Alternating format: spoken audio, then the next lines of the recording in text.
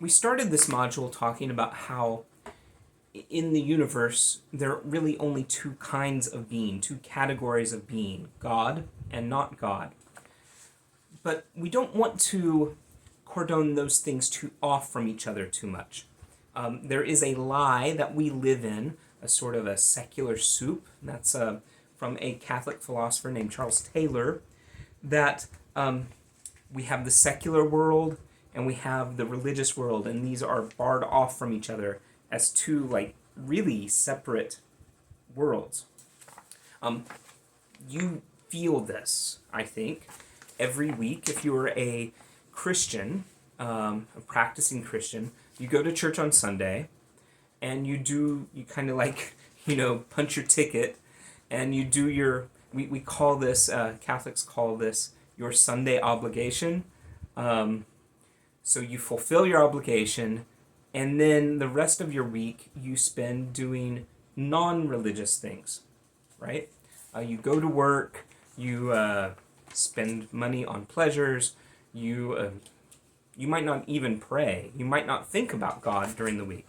And then Sunday comes along, Saturday night, you talk with your spouse, which mass are we going to go to? And then you do your Christian thing again, and then for the rest of the week, you live a secular life. This is pervasive in all of American religious life. Not just American religious life, all through the West. I lived in Israel for 9 years. This isn't just a Christian thing. The Jewish people do this as well. And so we have this very, very heavy atmosphere of secularism that has kind of pervaded every aspect of our life. And it creates an illusion that you have religious things and you have secular things, and these are two completely different things that don't have any interaction with each other. And remembering that there's really just two categories of things. You have God, and then you have everything else that He's created, actually. And that belongs to Him ultimately. And when you remember that, it puts things in perspective, and you don't have a secular world per se anymore. You have God's world.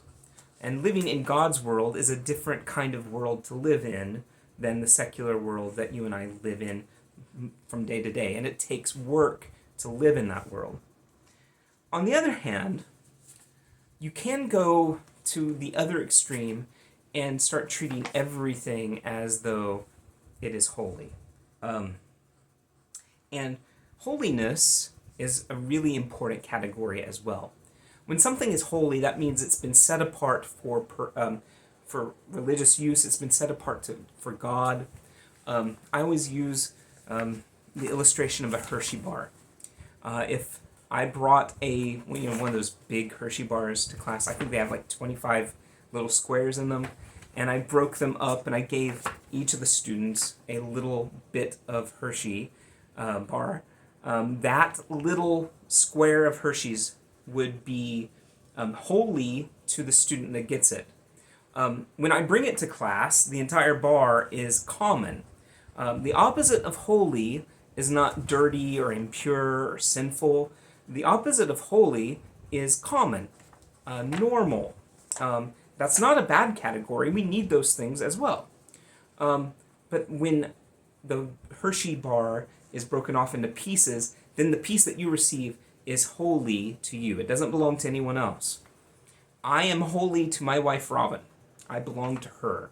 And so I don't have the kind of relationship that I have with Robin with anyone else on earth, right? So we have a holy relationship. There are certain things in our lives that are holy to God. Catholics, this is really evident. In some other Christian practices, this is also evident as well. But it's easiest to talk about this from the Catholic Church. So for instance, if you go to Mass, you will see the priest celebrating Mass with these special vessels, usually gold-plated, very fancy, beautiful vessels. And they are consecrated. They're actually consecrated with oil, set apart for religious use to celebrate the Mass. Because for Catholics, the most important part of our life is the Eucharist, the Mass, because we believe that the bread and the wine actually become Jesus during the Mass. If after Mass you saw Father take, let's say, the chalice that holds actually the precious blood of Christ, and he took that, and you're like, Father, where are you going with that? And he said, oh, there's a football game on this afternoon. I thought I'd take this home and drink some Coke out of it. I would hope that you would be horrified by that. That's inappropriate. That's actually what we call sacrilegious. It's an act of sacrilege because he has profaned something that is holy, that is set apart for God. And we need things that are holy. The story that I always tell is while I was living in Israel, my in-laws came to visit us once. I hope my mother-in-law doesn't see this video. My in-laws came to visit me, and I took them to see the holy places, because that's what you do when you come to the Holy Land. So I took them to the Church of the Holy Sepulchre. This is the place where Christ gave his life for us, where he suffered and died, and where he was buried. Okay? It is the holiest place in all of Christendom. And I took them there that afternoon.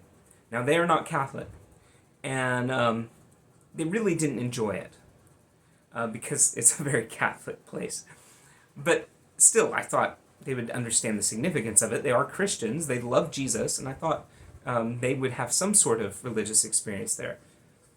Later that day, they took my kids to McDonald's because McDonald's is really expensive in Israel. And so we're all in McDonald's in Jerusalem, and there was a ketchup packet, and I was trying to make small talk. It had been kind of a rough day. So I'm trying to make small talk with my mother-in-law, and I pick up a ketchup packet, and I say, look at this.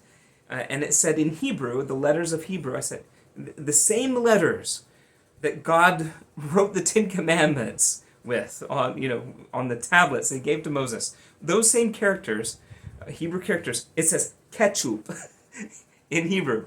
And I just think that's kind of wild.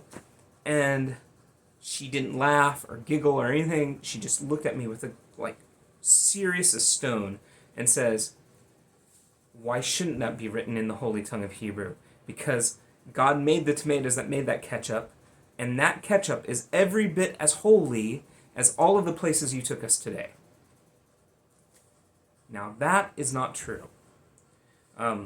Yes, God did make tomatoes. I thank God for tomatoes. I thank God for ketchup.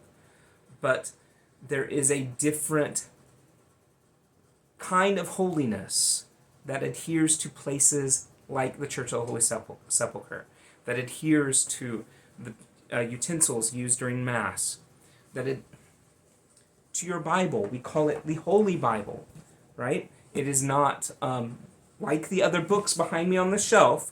This book is different from those. And this is really important because if everything is holy, then nothing is holy. And we need holiness in our lives.